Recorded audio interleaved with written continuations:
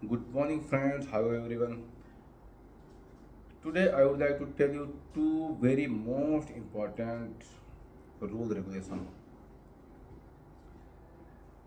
That rule regulation is present continuous tense and present continuous tense passive voice.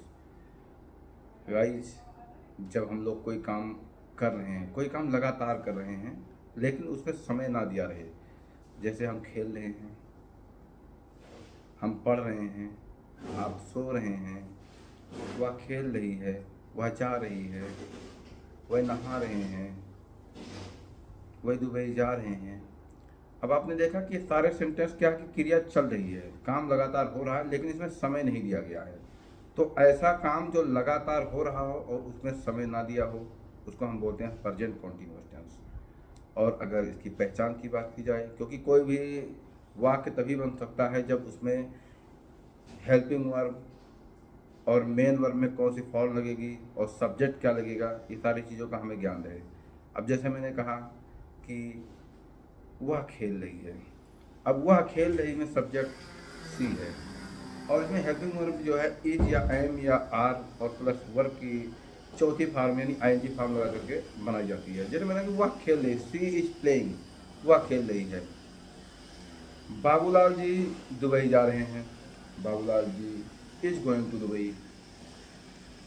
वह नहा रहे हैं, they are walking. तो subject के according helping verb is am are लग जाता है। तो गाइस, हमें ऐसे ढेर सारे सेंटेंसेस बनाने चाहिए। मैं आपको इसी में एक सेंटेंस से 6 सेंटेंस बना करके दिखाता हूँ। जैसे मैंने कहा कि वे दुबई जा रहे हैं, they are going to Dubai. वे दुबई नहीं जा रहे हैं, they are not going to Dubai.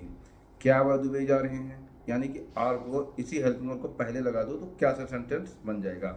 Are they going to Dubai, क्या वे दुबई नहीं जा रहे हैं, are they not going to Dubai. वह दुबई क्यों जा रहे हैं, अब जब क्यों कहाँ कैसे आ जाए, डब्ल्यू एच फैमिली जो है ये बीच में आ जाए वाक्य, तो इसको हम सबसे पहले क्या क्यों को पहले लगा देते हैं, बाकी सेंटेंस फिर वैसे ही बना देते हैं इंट्रोगेटिव की तरह। अब जैसे वह दुबई क्यों जा रहे हैं, why are they going to Dubai. वह दुबई क्यों नहीं जा रहे हैं, why are they not going to Dubai. तो देखा गाइस, आपने मैंने एक छोटे से समय में प्रेजेंट कॉन्टिन्यूअस टेंस को आपको समझा दिया। अब आते हैं जो दूसरा रूल रेगुलेशन इसी कॉन्टिन्यूअस टेंस में है, बहुत ज़्यादा इंपॉर्टेंट है, वो ये है इसका पेसिव वॉइस। पेसिव वॉइस सबसे पहले हम समझ लेते हैं। पेसिव वॉइस जब मोस्टली 99% नॉन लिविंग थिंग यानी जिसमें जान ना हो और वो सब्जेक्ट हो और क्रिया लगातार चलती रहे, तो ऐसे का बनाया जाता है। जैसे मैंने कहा कि लकड़ी काटी जा रही है, उन्हें परेशान किया जा रहा है। अब देखा आपने, लकड़ी पहले है तो लकड़ी कोई काम कर रहा है, नहीं कर रहा है।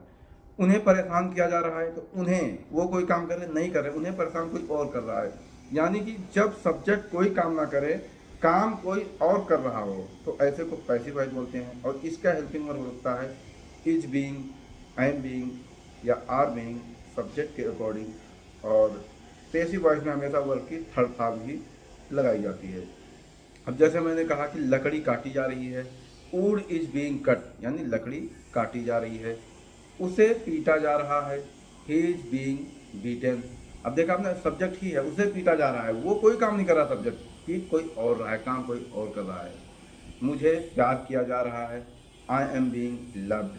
तो इस तरीके से गाइस, आप पेसिव वॉइस जब भी बनाना चाहें तो इज या एम या आर लगा करके और उसमें बीइंग लगा करके और वर्ब की फॉर्म लगा करके प्रेजेंट कॉन्टिन्यूअस टेंस का पेसिव वॉइस हम बना सकते हैं। So guys, in the last I would like to say you that there is nothing impossible in the world. Everything is possible in the world.